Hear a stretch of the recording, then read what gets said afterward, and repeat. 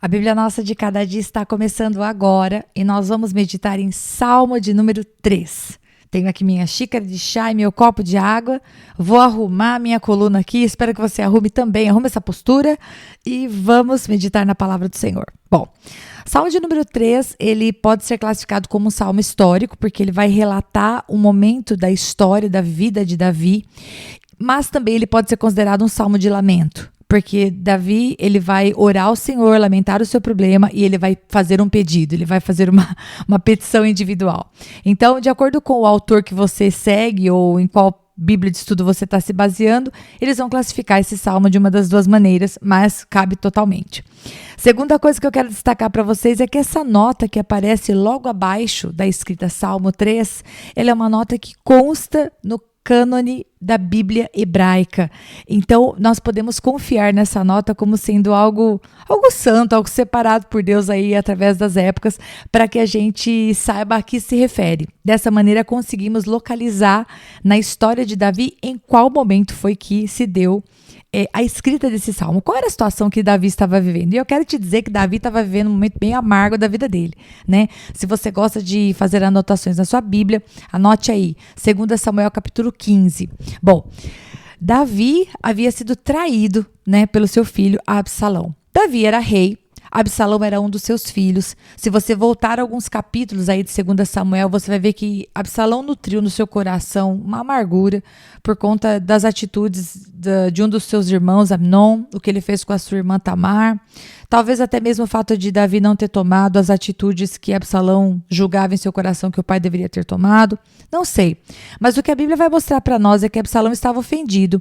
E ele foi nutrindo essa ofensa, e não apenas nutrindo essa ofensa, mas ele foi trabalhando para trazer uma vingança.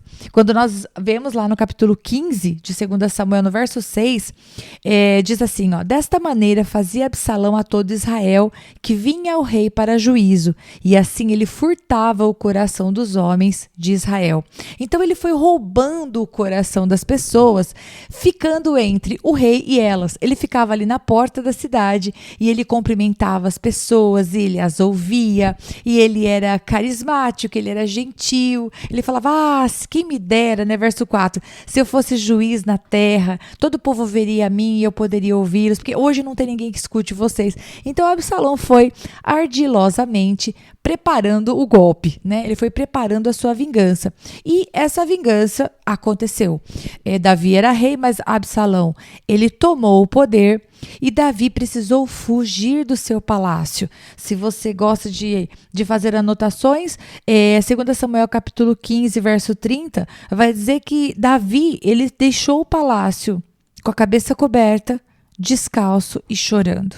Então, nesse momento, Davi não estava apenas sendo traído pelo seu filho, que deve ser uma dor incomparável, traído na sua confiança pelos homens que estavam ali junto com eles. Alguns homens que estavam no governo, né, no reino junto com Davi, traíram o seu coração e ficaram do lado de Absalão.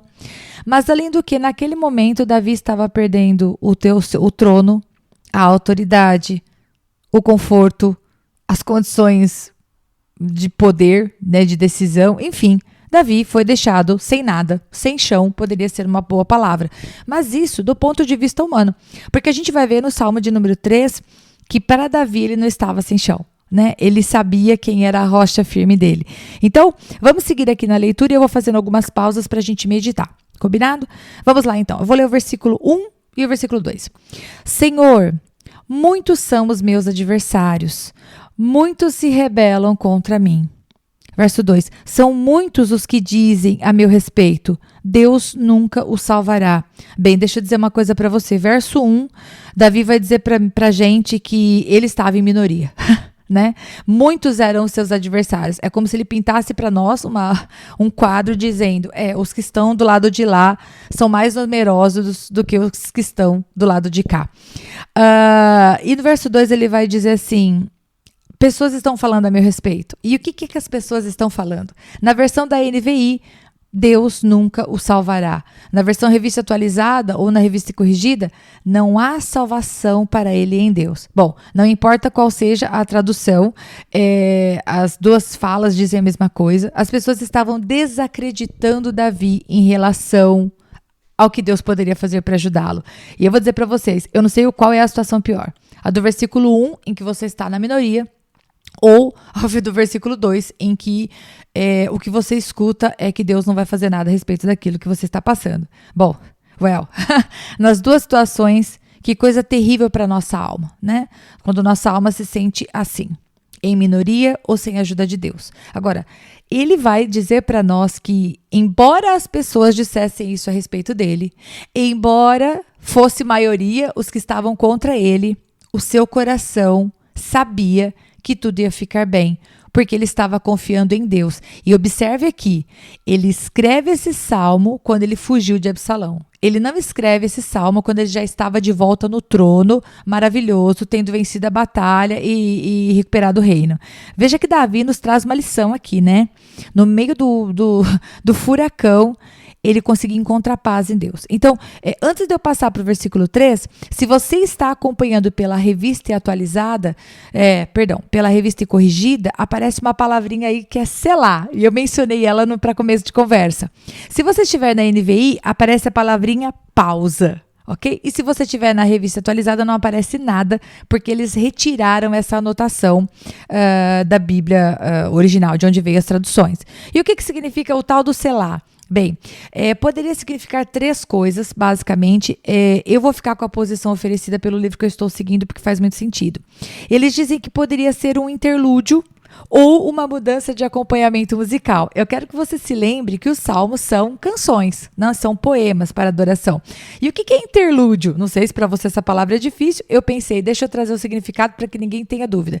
O interlúdio ele seria como uma composição instrumental que teria uma função. Qual função? A função de separar uma parte da outra parte. Então, poderia ser, por exemplo, um trecho tocado no órgão. Então, apresenta-se esses dois versículos em que Davi fala: são maiores os que estão contra mim. E aí toca-se um período somente de instrumento musical, e aí parte-se para o versículo 3 e 4, e depois vai ter uma outra pausa. Então eu vou ler o versículo 3 e 4, e aí nós paramos também.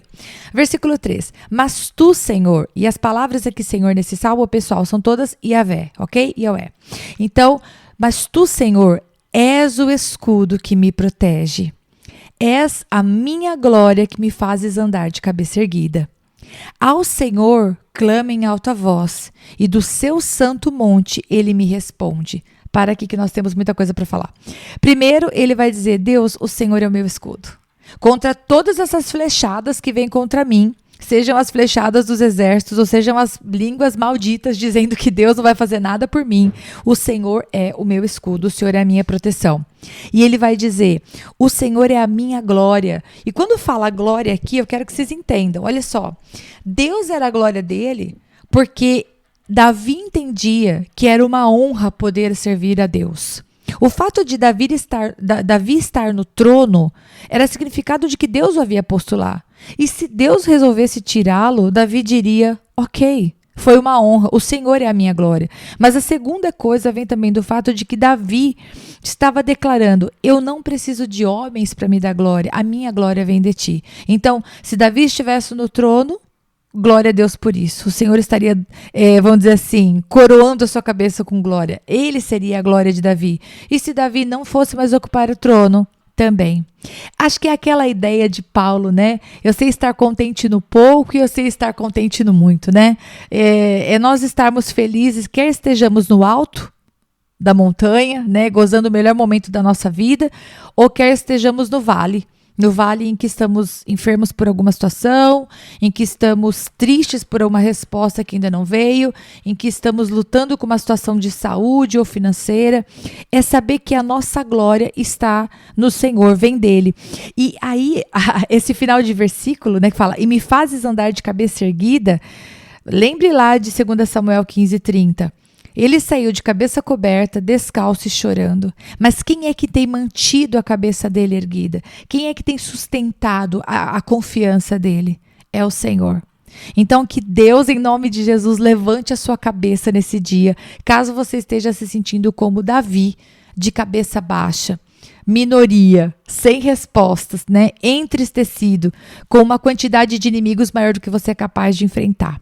Que você seja fortalecido em nome de Jesus. E o versículo 4 vai dizer para nós o quê? É a Deus que ele vai clamar. Né? Ao Senhor eu clamo e do seu santo monte ele me responde. E isso significa para mim várias coisas que eu anotei aqui, meus queridos. Primeiro, Davi clama. Segundo, Deus ouve. Terceiro, Deus responde. E quarto, a vontade de Deus se sobrepõe à vontade de homens. E isso me traz paz. Claro que a gente pode ler aqui o resto da história e saber que ok, tudo acabou bem. Mas aquele momento que Davi estava ali sofrendo, abandonado, traído pelo próprio filho, traído pelos homens de confiança do reino, sem conforto, entendeu? Davi podia estar no escuro. Davi podia estar murmurando, Davi podia estar revoltado com Deus, Davi podia estar qualquer coisa. E o que é que Davi faz? Davi, ele clama a Deus e ele espera a resposta. Ele continua declarando que Deus é o seu Senhor. E aí nós temos mais uma pausa e aí vamos para o versículo 5. Eu me deito e durmo e torno a acordar, porque é o Senhor que me sustém. Aqui, mais uma vez, Davi vai afirmar a sua dependência em Deus. Quem tem sustentado Davi? Em que cama ele estava dormindo? Né? Ele estava dormindo no chão, ele conseguiu fugir, algum dos seus servos que fugiu apoiando ele levou uma cama. Bom, qualquer lugar que ele estivesse dormindo, com certeza não era o conforto do palácio. E mais ainda, com toda a situação difícil que ele estava vivendo, como dormir? Vamos combinar que muitas vezes, quando estamos passando por lutas, o problema para dormir não é a nossa cama, né? Davi estava ao relento, nós não estamos. Muitas vezes estamos passando por lutas internas, na nossa alma, na nossa mente, nas nossas preocupações, e encontramos dificuldade para dormir na cama mais maravilhosa, no quarto mais seguro. Davi é que ensina para nós algo. Davi tinha colocado a confiança dele de uma maneira tão profunda em Deus, que ele conseguia deitar e dormir. E depois ele continuava, vamos dizer assim, tendo forças para acordar, porque Deus é quem estava sustentando ele. Eu também quero profetizar agora na sua vida, né? Eu quero declarar uma palavra de fé, que em nome de Jesus você também consiga deitar e dormir. Que em nome de Jesus você consiga entregar ao Senhor as suas preocupações, que são legítimas. Deus ama ouvir quando você vai diante dele levar as suas preocupações, mas que em nome de Jesus as suas preocupações não sejam um motivo de você perder o sono. Que em nome de Jesus você consiga dormir e descansar e acordar no dia seguinte sabendo que o Senhor está sustentando a sua vida como sustentou a vida de Davi. Verso 6. Não me assustam os milhares que me cercam. Mais uma vez ele vai reafirmar a questão numérica. E aí, para finalizar, o verso 7 e 8 diz assim: levanta-te, Senhor. Salva-me, Deus meu. Para aqui um pouquinho. Você realmente acha que Davi estava achando que Deus estava deitado? Gole no chá. Ou que ele estava de costas, ou que ele estava alheio à situação de sofrimento de Davi? De maneira alguma. Davi vem afirmando que Deus é aquele que tem sustentado a cabeça dele. Mas o que Davi está clamando aqui é: Pai, em nome de Jesus, vem no meu socorro. Senhor, esse levanta-te tem a ideia de Deus, age depressa. Senhor, vem sem demora. Eu sei que os teus olhos estão vendo o que está acontecendo, mas me ajuda, por favor, né? Então ele diz: salva-me. E quando ele vai falar essa continuação do versículo, eu quero explicar para que fique fácil. Vamos lá. Quebra o queixo de todos os meus inimigos, arrebenta os dentes dos ímpios. Veja aqui, ele compara os seus inimigos a feras, né? Se Deus quebrasse o queixo, né? Se Deus arrebentasse os dentes, esses que estão querendo destroçá-lo não poderiam mais fazer isso. Eles não teriam mais forças, né? Pensa num animal que vem e avança para atacar a sua presa, né? Ele conta ali com os seus dentes, com a força da sua mandíbula para poder estraçalhar a sua vítima. E aqui Davi pede: arranca a força dos meus inimigos. Aquilo que eles têm para me destruir, Pai, destrói eles em nome de Jesus.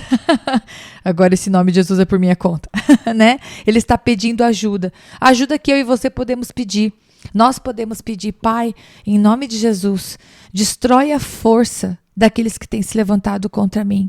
Senhor, em nome de Jesus, quebra os ferrolhos, quebra os cadeados que têm mantido as portas fechadas, essas portas que eu preciso que se abram. Deus pode fazer isso e você pode pedir para Ele. Você pode usar sua boca para orar ao invés de murmurar. E aí, Davi finaliza: do Senhor vem o livramento. E ele completa: a tua bênção está sobre o teu povo. E aqui teria uma outra pausa instrumental para que houvesse uma composição instrumental. Mas eu acho interessante que Davi, ele termina este salmo no meio de um problema que ele está passando exatamente com o povo. O povo ficou do lado de Absalão, porque se Absalão tivesse se levantado para tomar o trono e todo mundo tivesse ficado do lado de Davi, pronto, fim da história. Mas a maior parte do povo ficou do lado de Absalão. Mas ainda assim, Davi termina o salmo abençoando o seu povo. Diz: a tua bênção, ou seja, a bênção de Deus, está sobre o seu povo. Qual povo? Os mesmos muitos adversários do versículo 1. Aqueles que estão falando: Deus nunca vai salvar esse homem. Davi não tem mais jeito, né? Perdeu. Verso 6, milhares se acercam. Esses milhares são o povo. E Davi vai lá e abençoa os seus inimigos com a bênção de Deus. Eu não sei se Davi te ensinou alguma coisa nesse salmo através do Espírito Santo, mas Davi me ensinou muito, né? Que eu e você possamos, em nome de Jesus, ainda que estejamos passando por situações exatamente assim, sendo traídos por pessoas de confiança, tendo problemas dentro da nossa própria família, não sei, ou situações em que você perdeu tudo, né? O seu conforto, né? A sua casa, sua situação financeira esteja num revés, qualquer que seja a situação, uma situação de fundo de poço emocional, porque Davi, com certeza, quando estava chorando, descalço, de cabeça coberta, deixando o palácio escondido, ele com certeza estava muito entristecido, mas que você possa, como Davi, abençoar os que te perseguem, que você possa, como Davi, clamar em alta voz, como diz o verso 4, que você possa continuar confiando, verso 3, que Ele é o teu escudo, e que você saiba, para finalizar no verso 8, que é dele que vem o seu livramento. Continue orando, não desanime, não esmoreça, não se afaste de Deus, não se revolte contra Deus. Continue fazendo a sua parte em justiça, e Deus, que olha, que vê, que escuta, Ele vai responder a seu tempo, em nome de Jesus. Um grande beijo e eu te vejo em Salmo 4.